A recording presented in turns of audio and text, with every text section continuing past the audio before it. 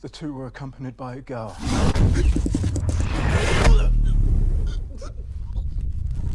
What girl? Hello Star Wars fans, Adam the Star Wars Questioner here. As promised, I shall be delving into one of several theories I have on Rey. This is more of a fun one that I will be breaking into two parts. The first part of this video would be the theory itself, and the second half is why I created this specific theory. Palpatine knew that his empire could possibly die. Between the whispers of a powerful entity out in the unknown regions and his own servants' failures to crush the rebellion, he began constructing the observatories. Each one had its own purpose, such as the one at Jakku, which was meant to chart the unknown regions and be capable of being a doomsday weapon if the Emperor fell. The Alliance had heard whispers of the observatories and even sent a special ops unit to track one down. However, due to the war, they were not allowed to spend too much time searching for one. If they had found one, they would discover deep and dark secrets of the Empire. As Darth Sidious, Palpatine had learned much from his master Darth Plagueis the Wise.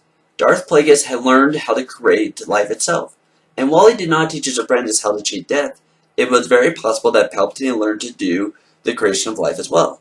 In one of these observatories, Palpatine would have experimented creating lives to create Force users of immense strength. If the Emperor lost Darth Vader and couldn't find a new apprentice, in these labs there would be created beings that could have taken over the role of Dark Enforcer. Yet, if the Emperor died, they would be kept in stasis in the chambers that had created these bodies for a decade, at which time the remnants of the Galactic Empire could begin to gather strength in the unknown regions. One of these beings was a girl. The girl we know as Rey would have been activated from these stasis chambers a decade after the Emperor died, and for the first 7 years she was raised by Darksiders. She had incredible powers, and at times she seemed incapable of controlling them, they were that powerful. After 7 years though, her mentors, a male and female Darksider, put a block on her abilities, using the Force to enter her mind and suppress these powers. Then they abandoned her on Jakku, which suppressed any abilities she might have been able to keep unblocked. This was meant to make the young girl furious. She would have been angry and tried to escape the planet and look for those who had abandoned her.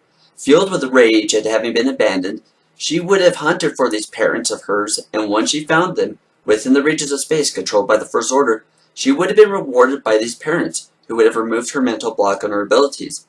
Then, with Rey a powerful and vengeful Darksider, she would have helped scourge the galaxy, destroying all in her path. Her presence was known to the Knights of Ren, who were given strict orders not to go to Jakku to find her and activate her abilities.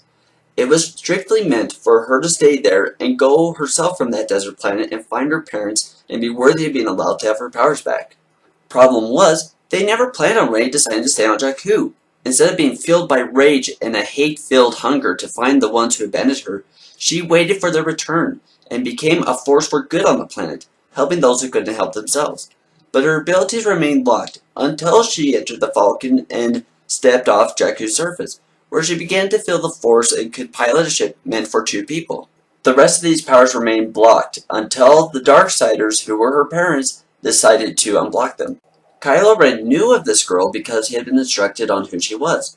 He had already been warned by Hux that his personal feelings might get in the way of his duty. Unfortunately, he allowed his eagerness to find Luke to drive him to delve into her mind after her capture. He delved too far and found the barrier that was established, and forgot not to press it. He did, and at once a flood of powers came back to her. One of these powers was the ability to immediately learn the abilities of those she considered enemies, such as telepathy, and reactivated many of her own abilities as well.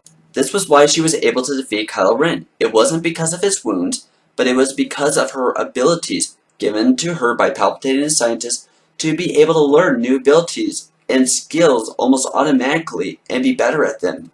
Now, why doesn't my theory involve her being related to a Skywalker, a Solo, a Kenobi, or even a Palpatine? Honestly, the more I think about it, the less I like the idea of her being one of the 2 big names, Solo or Skywalker, or even any other people. If they decide she is a member of an established family, it actually will completely undo what Disney was trying to do in The Force Awakens, which was go back to Lucas's original idea in A New Hope, where Luke was a nobody, from a father who was a cunning warrior but not some super special person or part of a special bloodline. Luke was an ordinary boy that reached extraordinary heights, and that was what they were trying to accomplish with Rey. The problem was, Rey became too special too fast. Within the course of 2 days, she was at a skill level with the Force that outstripped Luke after 3 years of training, and this was without any training. This theory addresses this problem by showing she was trained, and this is actually an ability of hers to pick up new abilities instantly, flash learning them. It is also a prospect we don't think about, the fact that Rey might not be a naturally born person. We have examples of people in the Star Wars universe not being naturally conceived and born. Anakin was conceived by the Force, Boba Fett was an unaltered clone. This also shows what type of person Rey really is, and breaks with the idea of one's purpose and destiny being foreordained. Anakin was the chosen one, not because of choice, but because that was his destiny. Luke was meant to destroy the Emperor and Vader. Because he had been trained as a Jedi, there was no possible way that he could have taken a different approach with these two evil beings. If Rey was created and not born, and had been given a purpose, but she broke with that purpose, it shows what type of person she really was. Also, for some reason, Rey refused to leave Jakku. Her stated reason is that she was hoping her family would come back. But what if she actually didn't want to go back to her family? Usually, if someone really loves their family, they go hunting for them as soon as they can.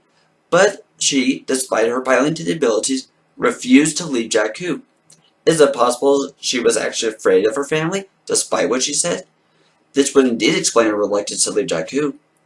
Well, there you have it, my theory on Rey. What do you guys think of this theory? Leave your comments down below, and leave a thumbs up if you like this video. And subscribe if you haven't already. Have a wonderful day, and may the Force be with you.